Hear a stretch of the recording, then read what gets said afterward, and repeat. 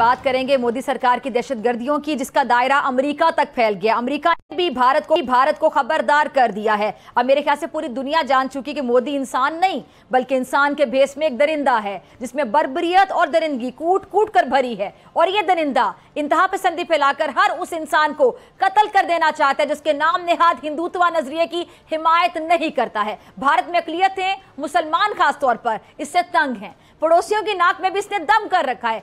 चीन की इससे नहीं बनती है। पाकिस्तान में दहशतगर्दी ये कराता है, श्रीलंका में हालात खराब करने के लिए कि पीछे इसका हाथ है। अब तो इसके हौसले इतने बढ़ चुके हैं कि ये कनाडा, अमेरिका में भी दहशतगर्दी कराने लगा है।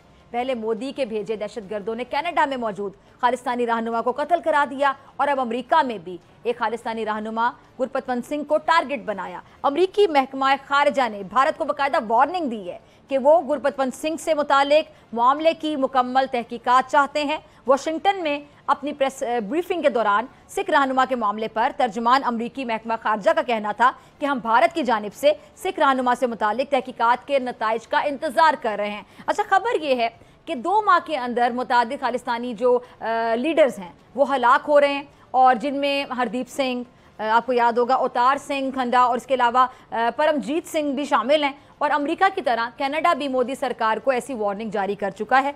अब ज़रूरत किस बात की है कि आलमी ताकतें इस दरिंदे नरेंद्र मोदी को रोकें। मुफादात के नाम पर अगर इस दरिंदे को खुली छूट दी गई तो फिर वो दिन दूर नहीं है जब नरेंद्र मोदी के जो इंतहा पसंद हैं वो हर मुल्क में दहशतगर्दी की आग लगाएंगे।